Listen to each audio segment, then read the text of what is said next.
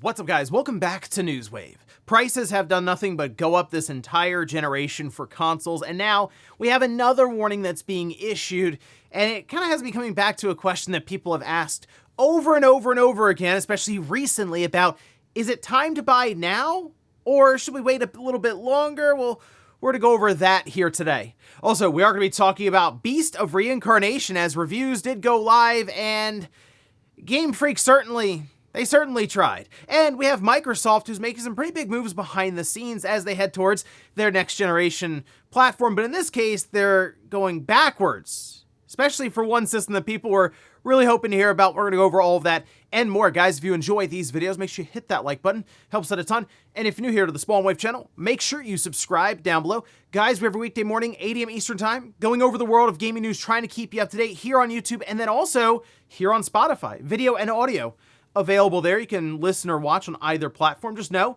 if you don't get a notification in the morning, there's probably a video here to check out. And we're going to start today with a Nintendo Direct that should be happening here in a few hours after this video goes live. We can see this over on Nintendo's account, saying their heroic games are approaching. Tune in on August 4th, 7 a.m. Pacific or 10 a.m. Eastern for the Fire Emblem Fortunes Weave Direct, featuring roughly 20 minutes of new information about the game. The game, of course, coming out in September, so we're like a month and a half away from its release, and it getting a dedicated direct like this, to me, isn't that surprising, because these Fire Emblem games have a lot going on. Like Fire Emblem Engage, there are so many systems to that game, so it's not shocking that they would want to maybe dive into this and show off the game a bit more as they head towards what, I mean, it's going to be an $80 game physically, $70 digitally, so they, of course, want to work to sell it a bit more even, this with the Direct. Although, I'm sure the dedicated Fire Emblem fan base out there is already bought in for, like, some big collector's edition or anything like that. But them, of course, wanting to sell it to, like, a wider mainstream even, this makes sense, and it's been something they've done for a while. So getting that dedicated Direct happening in a few hours, I'm sure very exciting for Fire Emblem fans. I'll be checking it out and letting you guys know what happens there tomorrow in Newswave, a bit faster though than 20 minutes. Also, we're getting more information around that God of War Amazon video series. As we know, Ryan Hurst did tear his bicep, and there's a whole thing about, well, we're just gonna recast Kratos in that case. And now we have, I guess, the leading candidate for the role. This is over on Variety, and check this one out. It's Dave Bautista saying it could be the next God of War. Variety has learned from sources that Bautista is currently in talks for the role of Kratos in the Amazon Prime Video series. So, okay, I do think Dave Bautista could pull it off. Maybe it's just because I've seen him in so many roles, and of course he was a wrestler before that. I wonder if I'm going to look at Kratos and be like, yes, Batista. I mean, he's also slimmed down quite a bit, so not that we see these Hollywood transformations happen very, very fast, so I'm sure he could probably put some muscle back on or some size and look more like Kratos there. But still, it is a shame, obviously, for Ryan Hurst in this case, after tearing his bicep. Oh, here comes Dave Bautista working in to take over for Kratos. It sounds like he's in talks, as in, like, there's contract stuff, I'm sure, dates, everything else they have to figure out. But the fact that this is being reported on now kind of makes me think we're probably going to see Bautista as Kratos here, I guess next year. Again, the whole thing is they had to push production for it with the torn bicep, if they're going to keep Ryan Hurst. I don't know how much longer this would be with Dave Bautista, but I guess we'll see if this actually is official here, probably in the coming weeks. Oh, and with Spider-Man Brand New Day exploding onto the scene, I mean, it's already at $1 billion at the box office, which is insane, because it came out, what, last week? Yeah, it seems like it's doing pretty well. Spider-Man might be a popular character, but actually turns out that even the games are benefiting from this, as we talked about with Assassin's Creed Odyssey from the Odyssey. In this case, Spider-Man Remastered and then Spider-Man 2 on PC had a surge of just players that were shown on SteamDB, with actually some of the player counts jumping 2 to 3 times as much. And it kind of shows that, honestly, one of the big IP that Sony has for gaming is Spider-Man, more so than basically any other first-party franchise they have right now. And while that is borrowed from Marvel, they do still have the movie rights, and it's a whole back and forth there. But yeah, Spider-Man 3, something tells me that'll probably be a cross-gen game and will work to, in their mind, at least make the PS6 look somewhat interesting despite most likely a price tag north of $1,000. And guys, with some of the quick news out of the way, let's get into the bigger stuff. Let's start right away with this warning that was issued when it comes to the RAM supply and prices then that will be affected for just about all consumer goods, since like a vast majority of them use DRAM in some capacity. And it turns out one of the manufacturers for the RAM is telling us that the RAM that they're manufacturing is going to get more expensive because there's just nothing they can do about it. So let's take a look. This is over on TechCrunch, and what we have is Samsung was talking in an earnings call all about, of course, what's coming up in the next couple of years. It says the ongoing shortage of RAM chips is not only expected to persist into next year, but will likely intensify in 2027, with tight supply conditions lasting until at least 2028, according to Samsung, which manufactures and supplies roughly a third of the world's memory chips. Almost like, do you guys think they benefit from RAM being more expensive? Maybe someone get on that. Hey, maybe we can ask AI about that. It says Samsung said in its Q2 earnings call that Frontier AI Labs, desperate to obtain access to memory infrastructure, have been sharing their medium to long-term demand forecasts directly with the Korean tech giant to secure future supply. In fact, they say the high demand enables Samsung to prioritize customers willing to sign long-term contracts. This multi-year visibility will allow the company to install equipment and ramp up production without worrying that demand will dry up, helping it avoid the memory industry's historical boom and bust cycles. So that's the strategy right now, is they can get these deals locked in so that they know they're covered for a few years while they apparently can now ramp up production. Like, they don't want to take the risk because, let's face it, not even the RAM companies believe in any of this AI stuff that's happening right now at data centers and the current economic boom that's happening because of it. But I think most people are kind of looking side-eyed at the whole thing anyway. So RAM manufacturers would then start standing up a bunch of facilities and lines to make more RAM. And let's say the AI stuff does fall through, they're going to have an incredible amount of supply. And of course, supply demand, well, the price would then just plummet for all this RAM. But hey, that works for me, and I'm sure many of you. Now, I have gotten the question. We've done it. It's been in live streams, been in comments. Is it time to buy? And if so, which systems? That's. I think with the Xbox, most people look at the Series X disk drive enabled system at $800. You kind of feel like you missed the boat on that one. And I'd sort of agree on that. That's just being almost in year 6 completed. It's gone up $300, and it's hard to suggest that when it is just older technology. And we know that apparently this Project Helix thing is on the way, most likely for 2027. Okay, so going from that, the PS5, that is coming in digital at $600. You can get the disk space one at $650 or get the disk drive later on for a little more. That one is more manageable. And here's the thing. I think going into the holiday season, Sony will still kind of keep the price where it is. I think they'll raise it to start 2027. But I think for at least this holiday season alongside GTA 6, they're going to work to keep it where it is. But I don't necessarily think they're going to be able to ramp up supply significantly. So what they have right now is what they're going to produce. I do think there's going to be a supply squeeze then, if it works out like that, for the PlayStation 5, which will then just inflate the price in the secondhand market. So you will see PlayStation 5 scalping happening in year 6. And it will probably be, as we've seen, twice the amount. So probably north of $1,000 anyway. And a lot of that would be coming from GTA 6 as people are rushing out to get the system and the game. So my recommendation, if let's say Christmas or holidays or whatever's coming up, and you already know that maybe one of the kids or whoever, they want a PS5, this would actually be the time to buy that system, okay? Now for the Switch 2, that is an automatic buy. I would recommend that immediately. It's $450. It's going up to $500 in September. And there is a bundle you can get right now at $500. It's the system, and then you get to choose one of 3 games. I would recommend Mario Kart World, even though I think Donkey Kong Bonanza, or even honestly Pacopia, I think either of those are better games.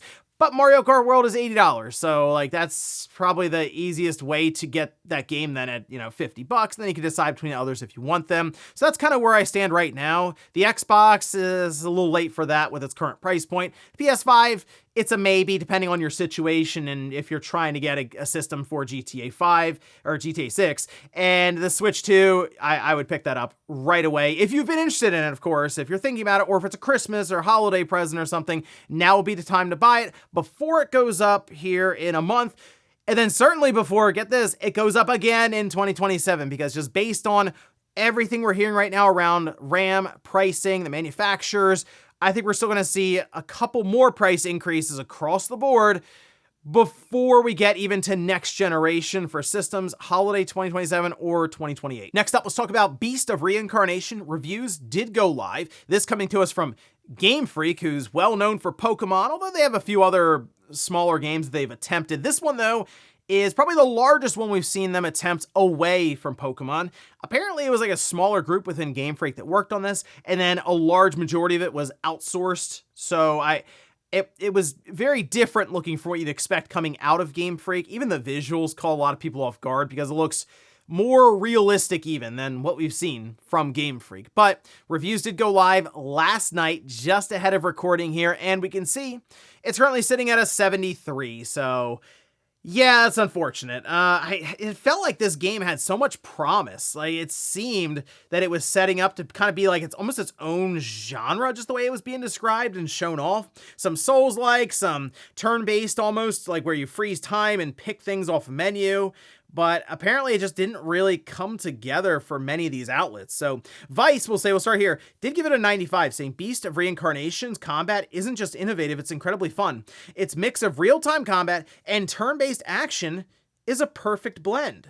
Games Radar gave it a 90, saying Beast of Reincarnation is a great ARPG with firm but fair combat and wide scope for crafting a build to your taste. Surprisingly, perhaps, it also has a deep and thoughtful story that trusts you to dig into yourself. Let Game Freak henceforth be known as the Beast of Reincarnation Studio. I don't know if that's gonna happen, Game Freak, but you can at least put it out there into the universe and hope. Let's go to the opposite end of the spectrum here. Game Rant gave it a 50, saying the world itself may not be particularly interesting, but Beast of Reincarnation's combat and exploration are fun enough that going off the beaten path is a worthwhile endeavor.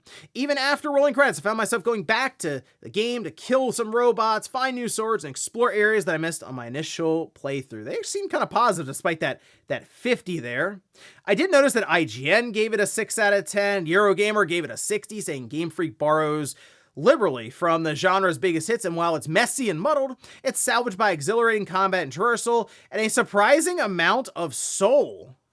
Now, I did fire the game up because they sent a review code over like a couple of hours before the game went live last night, and I played roughly 2 hours of it. The thing that immediately caught me off guard, the performance is just, it's not very good. So I was playing on the PS5 Pro. They sent a PS5 code over. I'm like, okay, this should do pretty well on the PS5 Pro, just based on the visuals themselves. I think the art style is stronger than the graphics, if that makes sense, like art direction.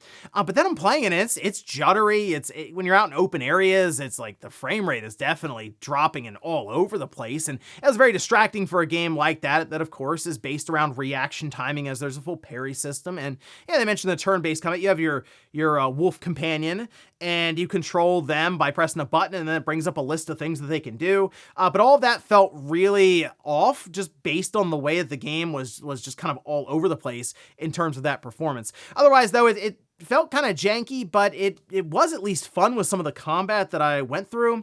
But again, about 2 hours in, I still have a lot in front of me there. So at least for now, I'm gonna stick with it, of course, and see what we get out of it. But not a great debut necessarily for the game on Metacritic or with different reviewers, coming in at a 73. Next up, let's talk about Xbox and their plans behind the scenes for backwards compatibility. We talked about the original Xbox and how they brought 4 games to PC, and even later in the year, they're gonna bring achievements to them, which I think is a really fun idea for older games. And it's something I do like about the PlayStation Premium Classics catalog, where they will add trophies at times to some of these older titles. It's just a fun thing to have for games that maybe you've beaten over and over again, but now there's some new challenges, a platinum trophy, or in that case, a 1,000 gamer score there ready to go. But here it looks like they are now targeting Xbox 360 games on PC, and it seems like they're even trying to entice some of these different publishers to maybe go a bit further with it. As we can see, this is over on The Verge saying, building on its recently announced plans to bring original Xbox games to PC, Microsoft is also planning to let developers bring their Xbox 360 games to PC as well. According to a leaked document seen by The Verge that was sent to developers recently. Xbox 360 games will be able to run on the next-gen Project Helix console, Xbox PCs, and handheld devices, the document says. I believe videocards.com did just post at least part of that document up on their website here, and it has July, August, October, and then 27 to 28. The disc to digital thing is mentioned here, by the way. I guess it fell out of July because I did not see that inside a program at all. Maybe we'll see it sometime this month. But then they were also planning just send that update out. So the idea with that, of course, being you can put an Xbox Series or Xbox One game into your Xbox One or Xbox Series, and it will then attach it to your account digitally. The physical disc will still work, but if you give it to somebody and they pop it in for their account, it'll pull it off of your account. It's just it's a way to kind of digitize your physical copy while keeping that physical copy still working and in rotation. But back compat on PC full launch, and then Xbox 360 catalog gradual rollout across next-gen Xbox devices. The interesting thing here is, based on just the footnote, it seems like Microsoft is trying to make it so these publishers and developers don't have to do much, as it's going to run through their own emulator. So they would still deal with any rights issues or pricing, because they would still want to sell the game, clearly, through the Xbox store.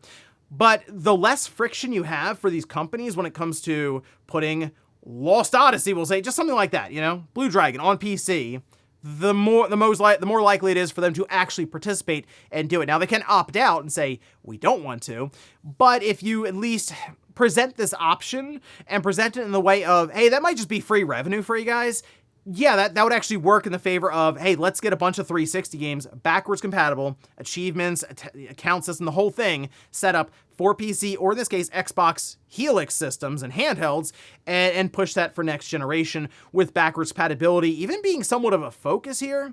I think that's a great idea, especially with original Xbox games getting more features like achievements. Maybe they can do some other things with Xbox 360.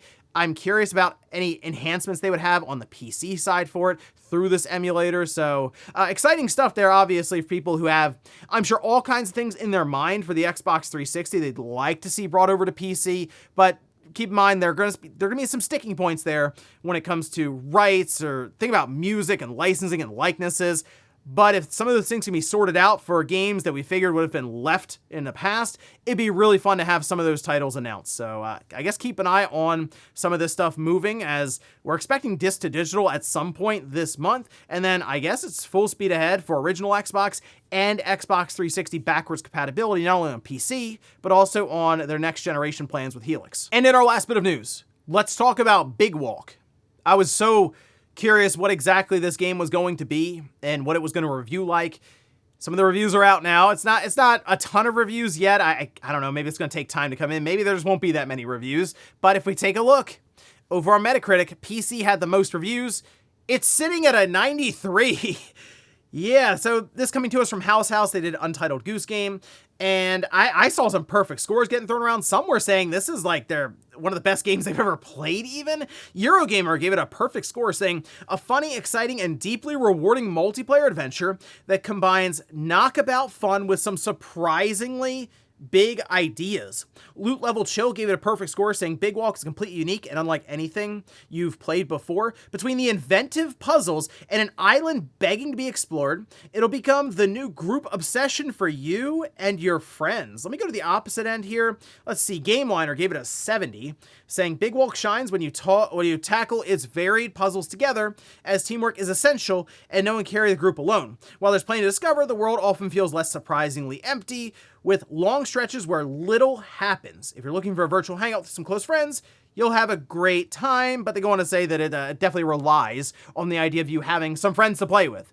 So I don't know if this is a game I'd necessarily recommend to people if they're just going to single player the thing, like that's it. Because even the proximity chat was brought up as it actually works in really well. So don't use Discord or something when you're playing it, because the idea of you just honestly getting lost and off on your own and then hearing like very faint echoes of your friends talking or trying to find you, even yelling out for you, is part of the entire experience of some of these puzzles. So House, man, I mean, they're definitely unique. They're definitely creative with what we saw with Untitled Goose Game and now Big Walk, which, I mean, the reception's been great for this game. Maybe I will have to get some people together and try this one out, because it's also going into PlayStation Plus, I believe, this month. So maybe it'll be a bit easier for people to get some friends together and just try the game out, because it is fun when you get one of those weird and wacky multiplayer games where people can just have fun with a video game and not necessarily be like a sweaty COD or shooter or something like that. Just kind of hang out, I guess, explore an island and go on a big walk. And before we go to the comment of the day, we'll take a look at the poll that I posted up yesterday, where I ask, have you tried using GeForce Now? 81% say no, 19% say yes. All right, so I did see that it was like 40 or 50 million people who have at least tried or signed up for GeForce Now. So they're touting some pretty big numbers for that service. And to my understanding, it is like top tier for cloud streaming. Now, as I mentioned, I've tried Stadia, tried Gaikai way back in the day, tried PlayStation, like the PlayStation Now streaming. And of course, we tried Luna. So I'll go back and check out GeForce Now, because I think GeForce Now has more of a maybe marketing issue for mainstream, as with something like Luna is just attached to Amazon Prime. So many people have Amazon Prime, so they already have Luna. They just need to have it presented to them. GeForce Now just has extra steps to get to, even if it is a better service. The most powerful hardware doesn't necessarily win most console generations, so it might actually be the case for cloud streaming as well. Even though there's still a lot of hurdles to figure out for it, I feel like the more we go in the direction of just all digital, it's really not that far of a leap to then get to all cloud-based. So that's something definitely to keep in mind, and it might be worth just becoming familiar, or at least understanding what's going on in that world, because it might genuinely surprise you with what they're able to pull off right now. And we'll finish up with the comment of the day, as you're seeing here.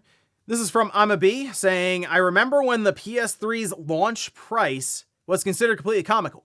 Good times. I mean, it was, but there were other parts about that entire presentation that was comical when you look back on a big enemy crab that dropped the PSP, stuff like that. But yeah, the price, they threw it up on screen. It was like, oh, wow, okay, that's very expensive. Now, it did have a lot going on, okay? So I can't really deny that for the PS3. Even it having a built-in 60 gigabyte hard drive was like, oh, it's cool. HDMI port, that's a big deal. But the Blu-ray player definitely set it apart, because Blu-ray players were like enthusiasts, very, very expensive at that time, and having it built in was good. It's not necessarily an approachable price point for most people.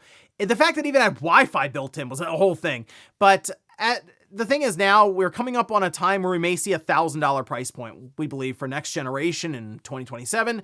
And right now, if you go back and do the inflation calculator people like to break out, that's about where we are currently if you take the PS3's price in 2006 at $600 and bring it up to 2026.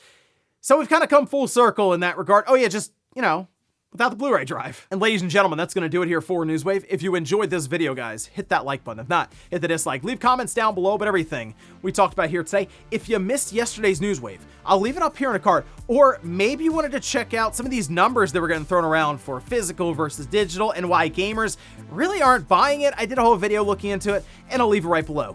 Thanks, guys, for watching, and I'll see you next time.